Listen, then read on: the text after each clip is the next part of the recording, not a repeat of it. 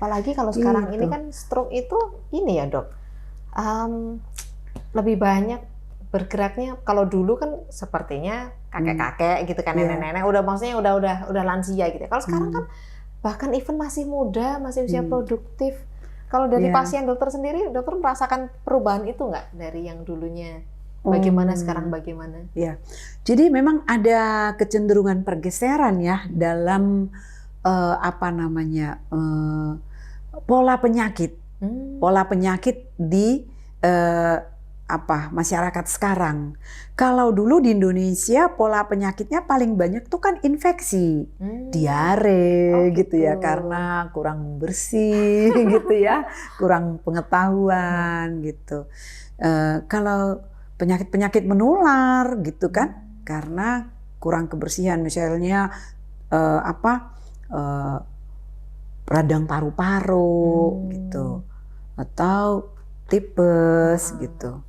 Nah, ada sekarang peningkatan golongan penyakit tidak menular. Nah, ini kemungkinan kita sudah cukup maju-maju semua, jadi tidak lagi karena infeksi gitu ya, tidak, tapi justru karena gaya hidup. Ini yang menyebabkan pola makannya, iya, gaya hidup, lemburannya, pola hidup. Nah, jadinya bergeser ya, bukan hanya stroke. Jadi banyak kita faktor risiko sebelum stroke itu kan orang dengan masih muda sudah hipertensi, masih muda sudah kolesterolnya tinggi, sudah obesitas, masih gitu kan, karena ya gaya hidup zaman sekarang lah kan, semakin senang, semakin kita mobil di mana-mana ada, kita nggak perlu lagi lari-lari jalan kaki kan biasanya. Kalau dulu kan mau ke Simpang 5 mungkin harus naik sepeda, sekarang kan panggil Grab gitu. Ya, itu. Jadi mager ya. Belum lagi karena kegiatan sangat banyak zaman sekarang kan, segala macam pekerjaan ada, membuat orang jadi juga risiko rentan untuk stres. Oh iya. Kan begitu banyak, persaingan banyak, kemudian yang mau dihadapi banyak gitu. Waktu rasanya sedikit gitu. Kalau misalnya saya bayangkan itu, dulu saya masih di kampung itu, SMA itu, rasanya tahun berapa ya? Tahun 80-an ya, SMA tahun 80-an. Rasanya saya satu hari itu hari yang sangat melegakan, segalanya bisa kita lakukan. Saya bisa tidur siang, ya, saya bisa belajar banyak, saya bisa bermain dengan tetangga, saya bisa ke sekolah. Sebelum sekolah saya bisa bantu ibu dulu, melihara ternak, gitu kan, kasih makan. Iya, pulang dari sekolah kita juga bisa ngurusin rumah, sempat buat prakarya keterampilan rumah, gini-gini nih buatan sendiri, gitu ya. Nah, bisa buat apa saja bisa. Gitu lah, kok sekarang kayaknya kok nggak ada waktu gitu, segalanya terlalu banyak gitu ya.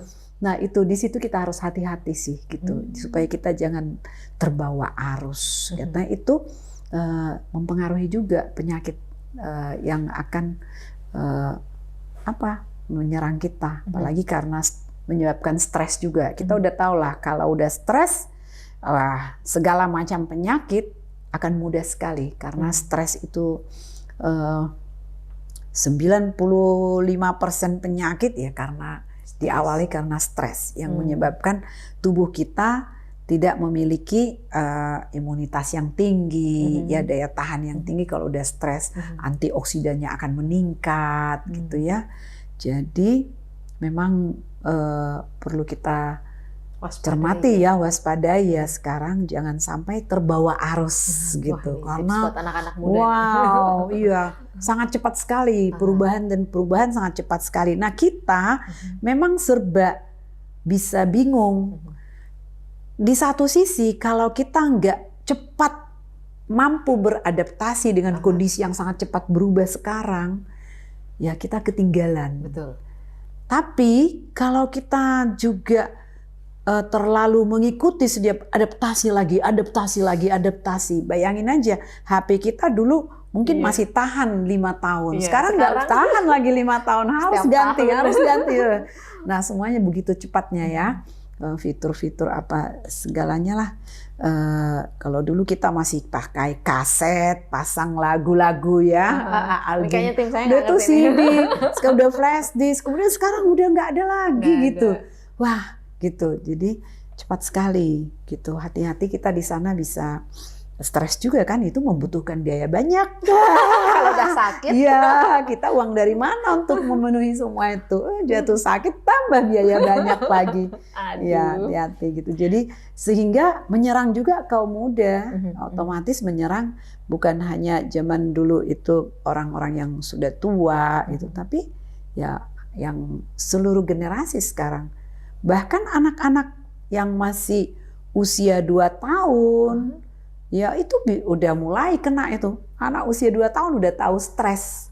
Makanya sekarang trennya anak-anak berkebutuhan khusus meningkat. Betul, betul. Karena anak-anak umur 2 tahun sudah dikasih HP. Dan itu kan bahaya ya. Mereka udah diberikan HP, sudah disuruh nonton sendiri, ini sendiri supaya papa mamanya mungkin bisa melakukan aktivitasnya. Nah, jadi kan itu sangat merusak ya gelombang otak kali itu bisa ya. Nah, stresnya juga tinggi. Kalau diambil HP-nya dia udah nangis, udah ngamuk, udah tantrum dan gitu. Jadi sangat tinggi sekarang. Belum lagi hanya seperti itu. Kurang komunikasi atau apa, dia bisa pintar mengerti. Jadi orang kampung-kampung di Indonesia ini pintar bahasa Inggris, mengerti karena apa kan tontonannya, tapi nggak bisa ngomong kadang. Ngomong sama mamanya nggak tahu bahasa Inggris, bilang ayo makan, dia diem, akhirnya wah speech disorder gitu kan, jadi gangguan bicara terjadi, macam-macam dah.